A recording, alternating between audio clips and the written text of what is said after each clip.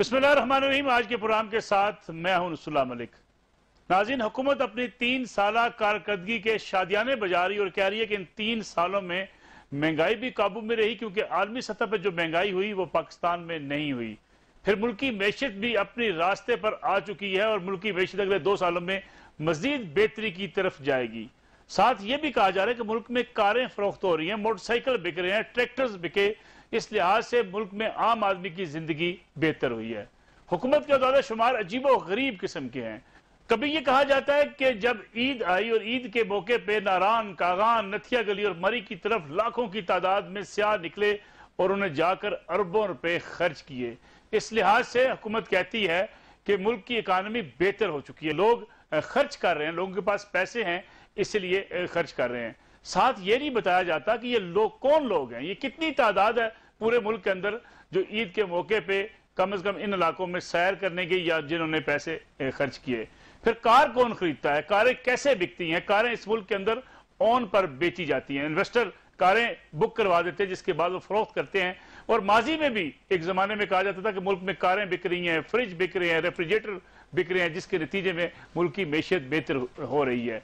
ये अदाद शुमार हुकूमत बयान करके अपनी मैशत को बेहतर से बेहतर साबित करने की एक कोशिश में मसरूफ है। उसके साथ ये भी कहा जाता है कि पेट्रोल की कीमतें, जो फ्यूल की कीमतें हैं, वो पाकिस्तान में कम है दीगर ममालिक की निस्बत। साथ ये नहीं बताया जाता कि उन ममालिक में लोगों की फीकस आमदन कितनी है। इस लिहाज से अगर देखा जाए तो आम आदमी जिन मुश्किलात का शिकार है महंगाई का, उसका शायद हुकूमत को अंदाजा ही नहीं है। अगर हम इन 3 सालों में सिर्फ महंगाई की बात करें तो 2018 में पेट्रोल जो है वो 95 रुपए फी लीटर हुआ करता था, आज 2021 में उसकी कीमत 121 रुपए है। सोना 2018 में 50,840 रुपए का 10 ग्राम था और आज 2021 में 92,163 रुपए में 10 ग्राम सोना आप खरीदते हैं। चीनी की कीमत, चीनी जिसके बारे में हुकूमत कहती है कि हमने माफियाज के ऊपर हाथ डाला और कीमतें बढ़ने से रोक ली, 2018 में चीनी की कीमत 55 रुपए और आज 2021 में चीनी की कीमत 115 रुपए है।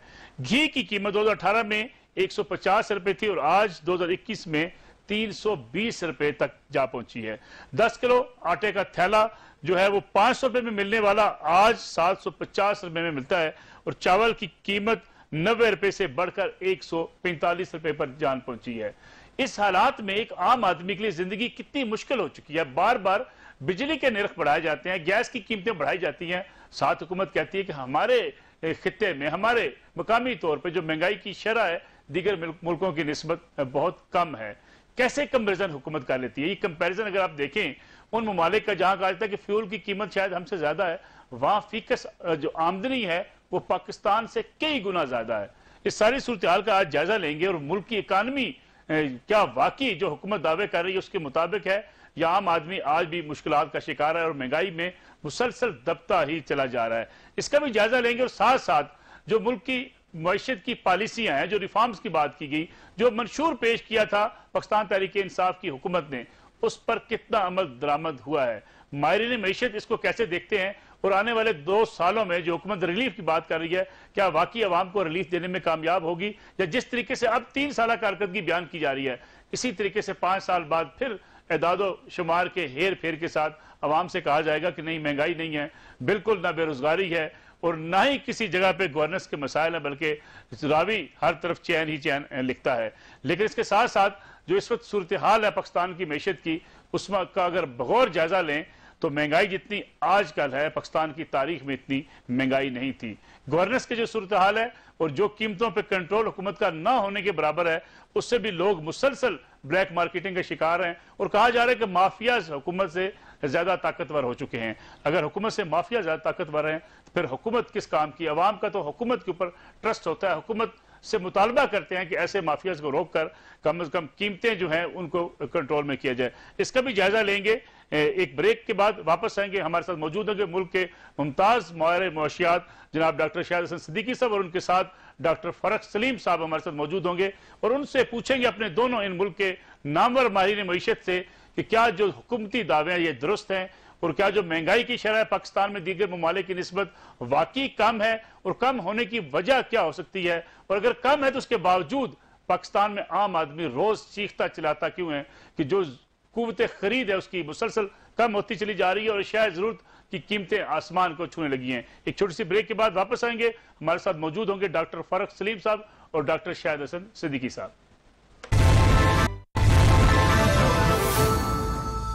Welcome back. हमारे साथ मौजूद हैं डॉक्टर फारूक सलीम साहब और उनके साथ डॉक्टर शाहिद हसन सिद्दीकी साहब। डॉक्टर फारूक सलीम साहब, ये बताइएगा कि 3 साल कारकर्दगी हुकूमत ने अवाम के सामने रख दी। इमरान खान साहब वजीर आजम, वफाकी वज़रा बड़े खुशी से शादियाने बजा रहे हैं, कह रहे हैं कि बेहतरीन हुकूमत की पॉलिसियों के नतीजे में इस वक्त मईशत बेहतर हो चुकी है, पटड़ी पर वापस आ चुकी है, मुल्क के अंदर तमाम मामला बेहतर हो रहे हैं, महंगाई काबू में है, बेरोजगारी के खात्मे की तरफ हम जा रहे हैं और मुल्क के अंदर इस वक्त जिस तरफ हालात बढ़ते हुए दिखाई देते हैं, सरमायाकारी भी आएगी, बेहतरी की तरफ गामजन है हम। देखिए, बात यह है कि मैं समझता हूँ कि पिछले 3 सालों में 3 माशी इक़दाम जरूर ऐसे हुए हैं जिससे पाकिस्तान को फायदा पहुंचा है, जिससे पाकिस्तान में रहने वालों को फायदा पहुंचा है। पहला तो एहसास प्रोग्राम जो है, मैंने देखा है कि पहली जितनी भी अभी हुकूमतें हैं वो इतनी बड़ी अमाउंट जो है वो सोशल प्रोटेक्शन के लिए मुख्तत नहीं किया करती। 260 अरब रुपया जो मुस्तहिक खानदान है उनमें ये बटा है और दुनिया भर के जो इदारे हैं उन्होंने इनको दिए। दूसरी चीज हुई कि जो कंस्ट्रक्शन सेक्टर में एमनेस्टी की स्कीम थी, मैं समझता हूँ वो हुकूमत की तरफ से बड़ी कामयाब स्कीम थी। उससे 400-500 अरब रुपए के नए प्रोजेक्ट जो है उसके अंदर रजिस्टर भी हुए और उसमें इजाफी नौकरियां भी क्रिएट हुई।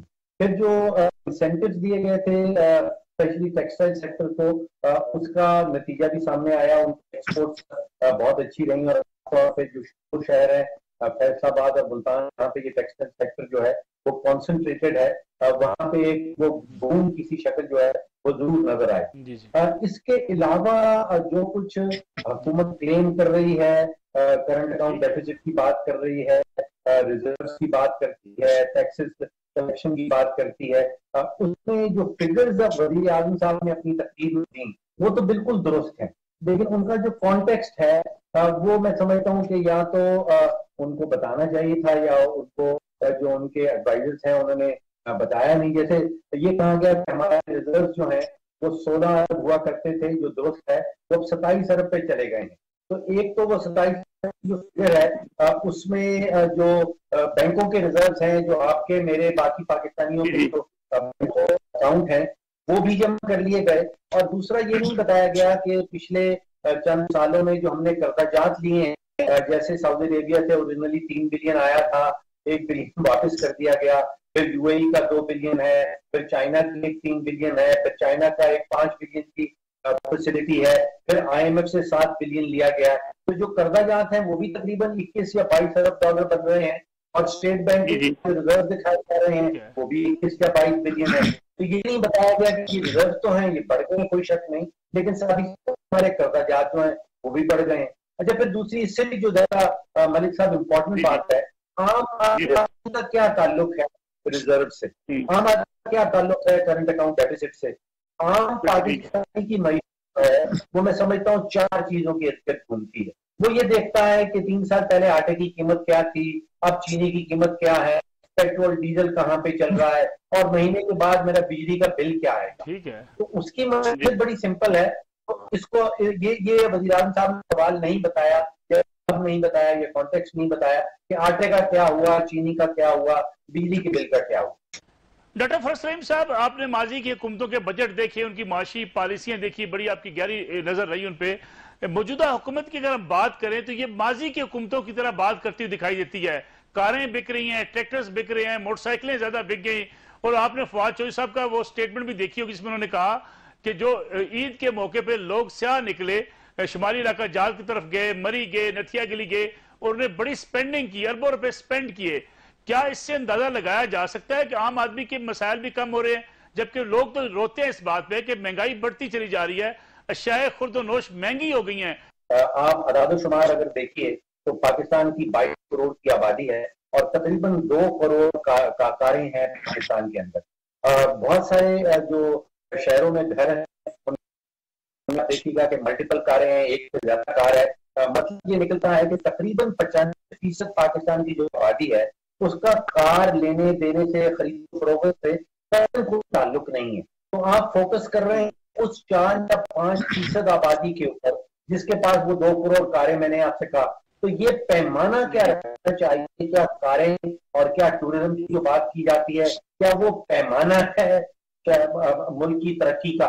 जो पैमाना इस्तेमाल किया है दुनिया भर में, जो पाकिस्तान जैसे ममालिक हैं, जो गरीब ममालिक समझे जाते हैं, वहां पे पैमाना हुकूमत की कारकर्दगी का ये होता है कि कितने फीसद आबादी गुर्बत की शरह से नीचे रह रही है, और जब हुकूमत आपने संभाली थी उस वक्त कितनी परसेंटेज शरह आबादी की गुर्बत से नीचे थी, और अब क्या शरह है जो गुर्बत से नीचे रह रही है।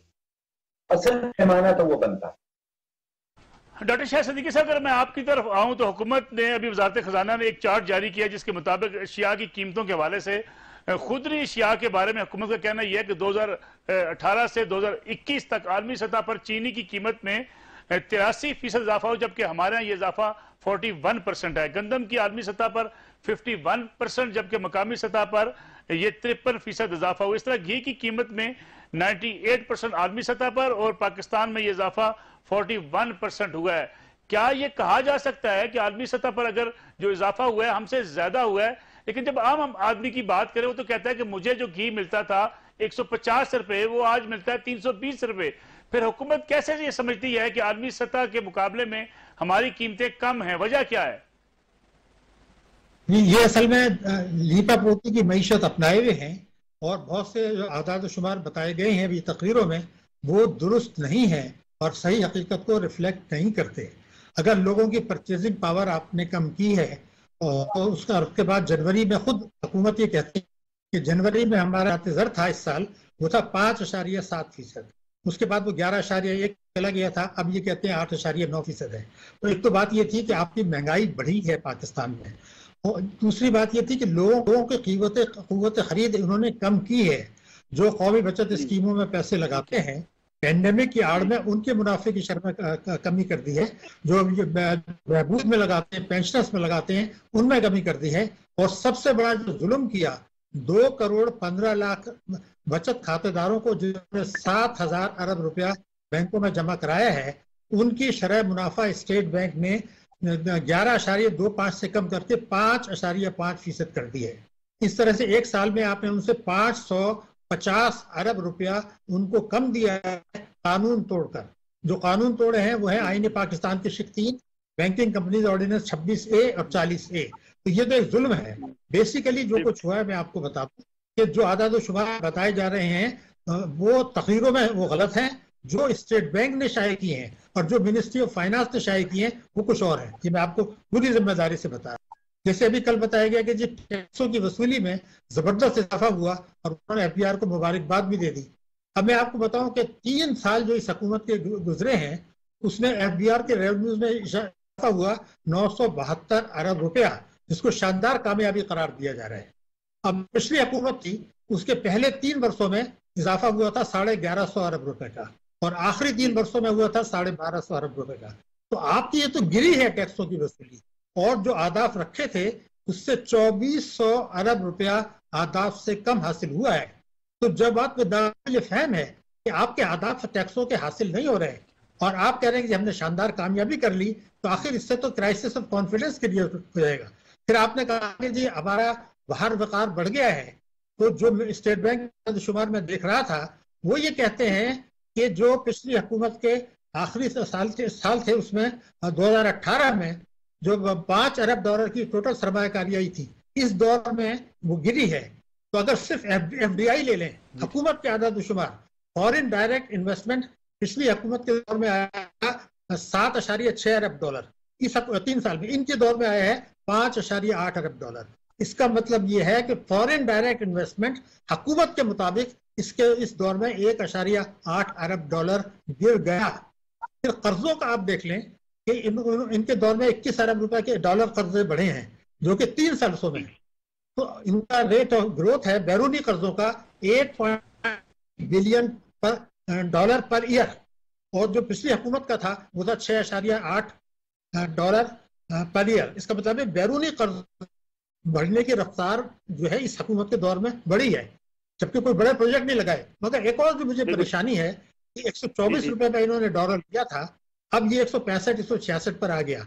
तो 42 रुपए अगर एक लीटर में, एक डॉलर में कम होते हैं तो इससे तो एक महंगाई का तूफान आएगा।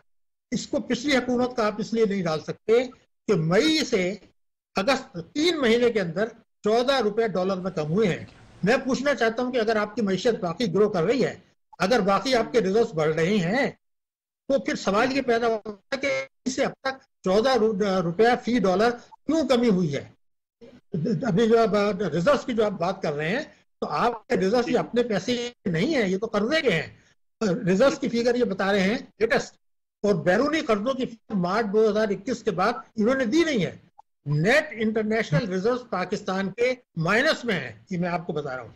जो शॉर्ट टर्म इन्होंने महंगी सूद पर कर्जे ले लिए हैं, अब इनको जो अदा वापस करने हैं, तो ये तो एक आग खेल रहे हैं। एक और मैं ये सवाल पूछना चाहता हूँ कि 73 अरब डॉलर की रेमिटेंसेज आई हैं 3 वर्षों में, 73 बिलियन डॉलर्स।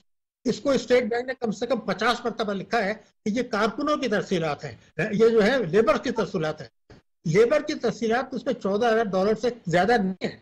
आपने जो 111(4) इनकम टैक्स ऑर्डिनेंस रखा है, जिसमें ये सवाल पूछा नहीं जाता कि बाहर से जो पैसा आया है FBI नहीं पूछ सकता, ISI नहीं पूछ सकता, तो सवाल ये कि वो कारकुनों की तो आती ही नहीं है जो पूछा जाए। एक्चुअली ये हुंडी से पैसा बाहर जा रहा है। जो पैसा वापस आता है रेमिटेंस के जरिए, उसमें आपको टैक्सों का नुकसान होता है। इसका एक सबूत मैं दे दूं। सुप्रीम कोर्ट में अभी बताया गया था कि 2017 का जो माली साल था, उसमें 19 अरब डॉलर की तफसीलात पाकिस्तान में आई। जाहिर है कि ये कारकुनों की तो नहीं थी। मगर जो दूसरी शॉकिंग थिंग है कि हुकूमत के दौर में भी पहले भी एक कानून है। वो कानून ये है कि आप डॉलर खरीदें मार्केट से, उसको अपने बैंक अकाउंट में जमा कर दें और उस पैसे को बाहर भेज दें। तो एक साल में 15 अरब डॉलर पाकिस्तान से बाहर चला गया। तो जो आपके पास कारकुनों की तफसीलात आई हैं वो तो है, बाकी जो आ रही हैं इनडायरेक्टली पाकिस्तान से वापस जा रही हैं। आप लोगों को एक छोटी सी ब्रेक के बाद वापस आएंगे। हमारे साथ मौजूद होंगे डॉक्टर फारूक सलीम साहब और डॉक्टर शाहिद हसन सिद्दीकी साहब।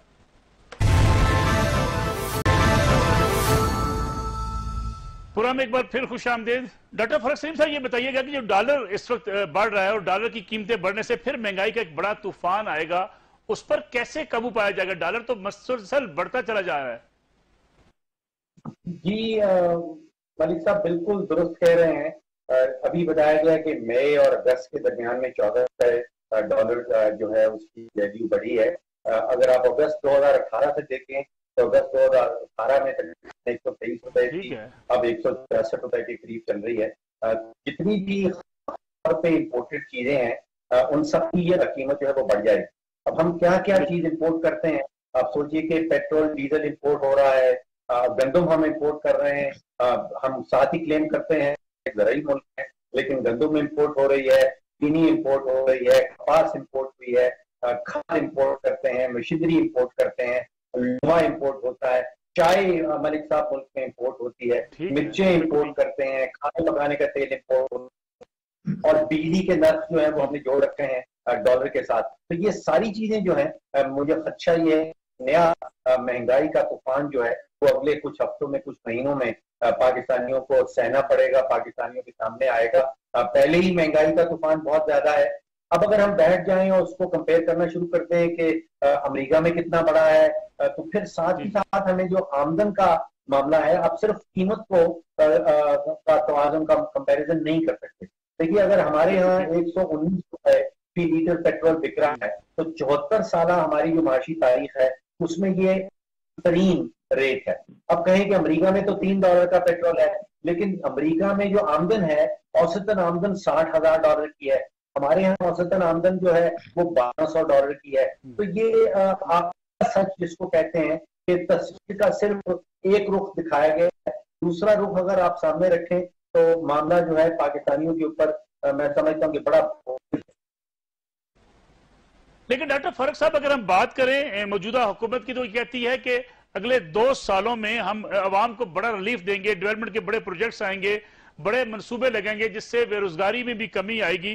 क्या आपको लगता है कि जो हालात हैं इस वक्त हुकूमत के, इन हालात में हुकूमत जो है इस टारगेट को अचीव कर पाएगी? 2 सालों में बड़े तरक्याती मंसूबे आ सकते हैं, अवाम को कोई बड़ा रिलीफ मिल सकता है? देखिए, आवाम को रिलीफ देने का तरीका तो एग्जिस्ट करता है, लेकिन क्या हुकूमत इस काबिल है कि वो ये कर पाएगी या नहीं। एक बुनियादी नुक्ता ये बनता है मलिक साहब के कामयाब रियासत, कामयाब हुकूमत चलाने का एक खास कार हो, और उस तरीके कार में जो फेज है, जो पहला हिस्सा है, वो टीम क्रिएशन कहते हैं कि आपने एक टीम तश्कील देनी है। फिर वो टीम बैठती है और फेज 2 में वो टीम बैठ मनसूबाबंदी करती है।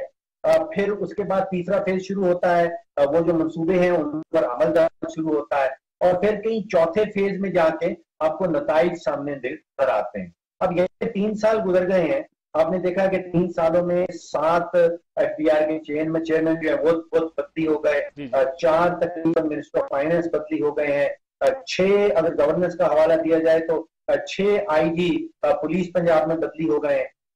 तो पीटीआई की हुकूमत अभी फेज 1 में है, अभी वो टीम तश्कील देने की कोशिशों में मसरूफ है, अभी वो टीम तश्कील नहीं दे सकी। अब वो टीम बनेगी, फिर वो बैठेगी, फिर वो मनसूबाबंदी करेगी, फिर उन मंसूबों के ऊपर अमल होगा। तो ये अगले 2 साल के अंदर जो है वो नताइज कोई नताइज सामने आने की उम्मीद रखना मैं समझता हूँ गलत हो। डॉक्टर फरूक साहब, जिन तब्दीलियों का आप जिक्र कर रहे हैं, ब्यूरोक्रेसी में काट पछाड़, चीफ सेक्रेटरीज बार बार बदले गए, आईजीज बदले गए, आपकी जो है इकानमी की पूरी टीम मुसलसल बदली जाती रही है, क्या हुकूमत का टीम पर एतमाद कम है, टीम डिलीवर नहीं कर पाई, वजह क्या है? इतनी तब्दीलियां करने के बावजूद अभी तक हुकूमत जो है कोई बेहतर तरफ गामजन हो नहीं सकी, लेकिन हुकूमत तो कहती है कि हम हालात बेहतर कर रहे हैं, पूरी टीम पर अदम एतमाद है, वजह क्या है, किसकी नालायकी है? जी मलिक साहब, देखिए मेरा ख्याल ये है कि आपको 2 चीजें चाहिए होती हैं अगर आप कोई हद रखते हैं उसको करने के लिए। एक नीयत चाहिए होती है और दूसरी नीयत चाहिए होती है। मेरा ख्याल है कि खान साहब हमारे वज़ीर आज़म की के पास नीयत का कोई फुकदान नहीं है। वो वाकई में चाहते हैं कि पाकिस्तानियों को जो है वो किसी किस्म की रिलीफ भी दी जाए, उनके ऊपर जो बोझ बढ़ते हुए बोझ है उस बोझ को भी किसी तरह कम किया जाए। यहाँ पे नीयत का फुकदान तो नहीं है, लेकिन काबिलियत का फुकदान बिल्कुल वाज़ेह तौर पे सामने नजर आता है। देखिए, अगर आप 2018 का जो पीटीआई का मंशूर था वो जबरदस्त मंशूर था, मैंने बाकी पार्टी के भी मंशूर पढ़े, उसमें जो पाकिस्तान की कमजोरियां हैं, जो आधा दर्जन टॉप की कमजोरियां हैं, उनका साफ और शफाफ तरीके से, वाज़ेह तरीके से किया गया। वो बताया गया कि हुक्मरानी का जो दौरान है पाकिस्तान के अंदर, जो कौमी करदार इतनी तेजी से बढ़ रहे हैं, जो बिजली की चोरी है, जो स्टेट ऑफ प्राइजेस में बड़े नुकसान है, वाकई में ये प्रॉब्लम्स हैं पाकिस्तान के। खूबसूरत डॉक्यूमेंट और इतना जबरदस्त मंशूर इसलिए कहता हूं कि न सिर्फ उन्होंने प्रॉब्लम्स की निशानदेही की, बल्कि उनके सॉल्यूशंस भी उस मंशूर में लिखे हैं। और तो तकरीबन 4 दर्जन मरतबा जो लफ्ज है रिफॉर्म्स का, हाथ का, ये आपको वो 60 या 61 सफ़ात पे मुश्तमिल जो मंशूर है, उसमें 4 दर्जन मरतबा रिफॉर्म का जिक्र किया गया कि पुलिस की रिफॉर्म करेंगे, एफबीआर की रिफॉर्म होगी, सिविल सर्विस की रिफॉर्म होगी। तो रिफॉर्म तो कहीं भी नहीं हो पाती। प्रॉब्लम है अगर आप रिफॉर्म नहीं कर पाते, जो निजाम पीएमएलएन के दौरान चल रहा था, पीपल्स पार्टी के दौरान चल रहा था, वही मामला अभी भी चल रहे हैं। जो बड़े बड़े कार्टेल्स हैं, जिनको हमारे वजीर आज़म का माफिया कहते हैं, बिजली का कार्टेल कर लें, उसमें सीमेंट का कार्टेल कर लें, और ये कारों का जो जिक्र है, कार मैन्युफैक्चरिंग प्लांट जो है उनका एक नया कार्टेल बना हुआ है। तो जब तक कार्टेल्स को तोड़ा नहीं जाएगा, पूरी मईशत जो है वो कंपैरेटिव नहीं बनाएगा। डॉक्टर शाह सिद्दीकी साहब, कार्टेल की आप बात करते हैं कि ये कार्टेल बना हुआ है, शुगर माफियाज हैं, ये हुकूमत कहती है, क्या ये कार्टेल इतने ताकतवर हैं, ये माफियाज इतने ताकतवर हैं कि हुकूमत अगर इनको कंट्रोल नहीं कर पाती? हुकूमत के पास एक्सक्यूजेस क्या हैं कि एक कार्टेल है, चीनी की कीमत अगर हुकूमत नहीं रोक सकती, माफियाज के जिम्मे कर दिया जाता है। अगर अशियाए खुर्द और नोश की कीमतें बढ़ती हैं, हुकूमत कहती है माफियाज है, हुकूमत बेबस होती है माफियाज के सामने। देखिए, मैं तो ये समझता हूँ पूरी जिम्मेदारी के साथ कि माफिया हुकूमत का गठजोड़ है, और ये आज से नहीं है। इसका सबूत मैं आपको दे दूं कि 2013 का जो मंशूर था तहरीक इंसाफ का, सूबों उस पर उन्होंने 100% अमल नहीं किया था। 2013 में तो ये तो उन्होंने कहा था सूबों के लिए कि नंबर 1 हम एग्रीकल्चर टैक्स मौसर तौर पर लगाएंगे, प्रॉपर्टी की मालियत मार्केट रेट पर लेके आएंगे, तालीम का बजट जो है वो 5% ऑफ जीडीपी होगा, सेहत का बजट 2.6% ऑफ जीडीपी होगा। इन चारों चीजों में तहरीक इंसाफ ने खैबर पख्तूनख्वा में जहां उनकी वाज़ेह अक्सरियत थी और ज्यादातर लोग थे जो उनके अपने थे, उसमें उन्होंने वही किया जो पंजाब में पीएमएलएन ने और सिंध में जो है पीपल्स पार्टी ने किया। कोई फर्क नहीं है। तो अगर इसका मतलब यह है कि उस वक्त भी गठजोड़ था, उन्होंने वही किया। आज भी पूरी मैं जिम्मेदारी के साथ कह रहा हूं कि बहुत सी पॉलिसियां ताकतवर तबकों के मुफाद में बनाई जाती हैं, उनके दबाव पर, और ऐसी सहूलत दी जाती है जिसका कोई पब्लिकली हिम्मत नहीं कर सकता। उसका आपको मैं सबूत दे दूं। बिजनेस कम्युनिटी ने यह जरूर कहा था कि आप हमें लूटी हुई दौलत जो बाहर गई है, बाहर हालात बदल रहे हैं, उस पैसे को पाकिस्तान वापिस लाने की इजाजत लें, हमसे कोई टैक्स ले लें। यह मुतालबा था फेडरेशन का भी। उन्होंने क्या बनाई स्कीम कि जो लूटी हुई दौलत बाहर गई है उसको पाकिस्तान लाने की जरूरत नहीं है। तो आपने 6% पे क्यों माफ कर दिया? अगर ये नियत का नहीं तो क्या है? लेकिन अब क्या किया है, 6% पर उनको इजाजत दे दी कि आप पैसे को बाहर रख, उसमें जो पाकिस्तानी पाकिस्तान के अंदर है उनको भी दे दी। उसके बाद रोशन डिजिटल अकाउंट ले आए और उसमें यह कहा कि जो पाकिस्तान के अंदर रहता है, चोरी का पैसा उसने बाहर भेजा, जो डिक्लेयर कर दिया, उस पर 6.5% सालाना हमसे यहाँ पे ले आए, उस पैसे को वापस ले जाए, लेकिन मुनाफे की शरह 1 साल में 6.5%। तो अगर वो 3 साल यहाँ रखेगा, 20% उसको मुनाफा मिल गया, जो कि 6% पर उसने रेगुलराइज कराया था, बाहर उसको मिल रहा है 0.5%। तो मैं ये पूछना चाहता हूँ कि ये जो कुछ आप कर रहे हैं कि पैसे को लूटी हुई दौलत लाना, तो आपका बुनियादी नुकसान, आपने कहा उसको बाहर रख लें। फिर एक और कानून बना दिया कि जो ऑफशोर में पैसा रखा है वो हुक्मरान भी फायदा उठाएं, लाएं, और सिविल मिलिट्री ब्यूरोक्रेसी भी ना लाए, सियासतदान भी ना लाए, मेंबरान पार्लियामेंट। ये कानून बने हैं। चीनी का बहुत तस्करा हुआ था, वो कहाँ गया उसका अकाउंटेबिलिटी? तो मेरा कहना यह है कि हुकूमत बेबस नहीं है, एक गठजोड़ है। और ये समझा जाता है पाकिस्तान में कि अगर इख्तिदार में आना है, इख्तिदार को बरकरार रखना है, इख्तिदार को तूल देना है, तो उनके इस गठजोड़ में शामिल हो। स्टेट बैंक भी उसमें शामिल है, बहुत से इदारे भी हमने शामिल हैं, और बहुत सारे ऐसे फैसले अदलिया ने कर दिए जो उनके इख्तियार नहीं थे, रिकॉर्डेड चीज है। 184(3) के तहत स्टेट सुप्रीम कोर्ट को इख्तियार ही नहीं था, तो वो ये कहते कि जी आप पैसा बाहर ना लाएं, उन्होंने उसको एंडोर्स कर दिया। तो बेसिकली जो मसला हमारा है, हमारे पास है, लेकिन आप जो भी इस वक्त पॉलिसियां आप देख लें, मेरे हिसाब से कोई एक एक्शन मैं नहीं कह सकता जो बेहतर है। जो रिजल्ट्स, मैं नेट रिजल्ट्स के हिसाब से कह रहा हूँ, इसलिए कि खतरात क्या है मैं आपको बता दूं। अभी मईशत चल रही है रेमिटेंसेस के ऊपर। अब रेमिटेंसेस की ये बरकरार नहीं रहेगी, फॉर गॉड सेक, हमें भी पता ही बरकरार नहीं रहेगी। अगर ये बरकरार नहीं रहती, आलमी मंडी में तेल की कीमतें बढ़ती हैं, आलमी मंडी में कमोडिटीज की कीमत बढ़ती है, शरह सूद उनको बढ़ाना पड़ेगा, रुपए को गिराना पड़ेगा। तो 22 में जो खतरात हैं सिर्फ महंगाई के नहीं है, ये खतरात हैं आपको सलामती के। हम चारों तरफ से घेरे जा चुके हैं और हम अभी तक जो है वो कंफर्ट जोन में कहें कि जी हमने ये कर दिया, ये कर दिया। अरे जनाब, कोई रेमिटेंसेस के ऊपर, आपने जो है वो कंस्ट्रक्शन के बिजनेस के ऊपर और मनफी शरह सूद, इन 3 चीजों पर आपने मईशत को इस्तेमाल किया है। ना आपने टैक्स की वसूली बढ़ाई, ना सरमायाकारी बढ़ाई, ना मुल्क की बचतें बढ़ाई। तो सवाल ये पैदा होता कि इसकी बैसाखी है, बैसाखी 2022 में बरकरार नहीं रहेगी। तो मैं सिर्फ महंगाई से परेशान नहीं हूँ। जब आपका ग्रोथ रेट 1.9% है तो गुर्बत तो बढ़ेगी, बेरोजगारी तो बढ़ेगी, महंगाई तो बढ़ेगी। उसके लिए कौन से आधार चाहिए? 6% से कम अगर ग्रोथ होता है तो पाकिस्तान में गुर्बत बढ़ती है, बेरोजगारी बढ़ती है। अब ये कहना कि जी नहीं हम गुर्बत पर काबू पा लेंगे, जब इस हुकूमत के 5 साल पूरे होंगे इनका औसत ग्रोथ रेट 4% से कम रहेगा। तो 4% पे तो कुछ भी नहीं कर सकते, लीपापोती अलबत्ता हो सकती है। तो मैं ये चाहता हूँ कि मुझे ये बताया जाए कि कौन सा माशी अशारिया बेहतर हुआ है पायदार बुनियादों पर।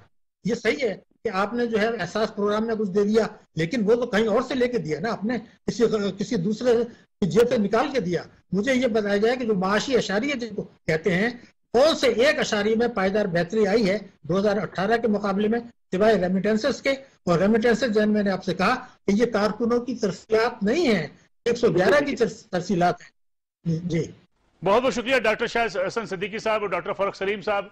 नाज़रीन, आज का प्रोग्राम था हुकूमती दावे अपनी जगह पे और हुकूमत ये समझती भी है कि 3 साल उनकी कारकर्दगी बेहतरीन है, माजी की हुकूमतों की निस्बत अच्छी कारकर्दगी है। लेकिन जो सवालात उठाए जा रहे हैं कि कर्जा मुसलसल बढ़ता चला जा रहा है और शायद खुद नोश की कीमतें हुकूमत के कंट्रोल में नहीं है, फिर मुआवजा करना इस बात का कि अगर आलमी सतह पर पेट्रोल की कीमत में इजाफा है या पेट्रोल की कीमत बाहर कहीं किसी मुल्क में महंगी है, उसका मुआवजा पाकिस्तान के साथ कैसे किया जा सकता है? हमारी फिक्स आमदनी कितनी है, हमारे यहाँ गवर्नेंस के मसाइल कितने हैं, हमारे यहाँ आम आदमी को रिलीफ कितना मिलता है, सोशल सिक्योरिटी कितनी है, और उसके साथ अगर हमारी आमदन जो है वो अभी वहीं रुकी हुई है आम आदमी की, तो उसके के लिए महंगाई कितनी मुश्किल है और कितना उसके लिए जिंदगी गुजारना मुश्किल होता जा रहा है। नाज़रीन, ये आज का प्रोग्राम था। इंशाल्लाह कल आपकी खिदमत में दोबारा हाजिर होंगे। इजाजत दीजिए। अल्लाह हाफिज।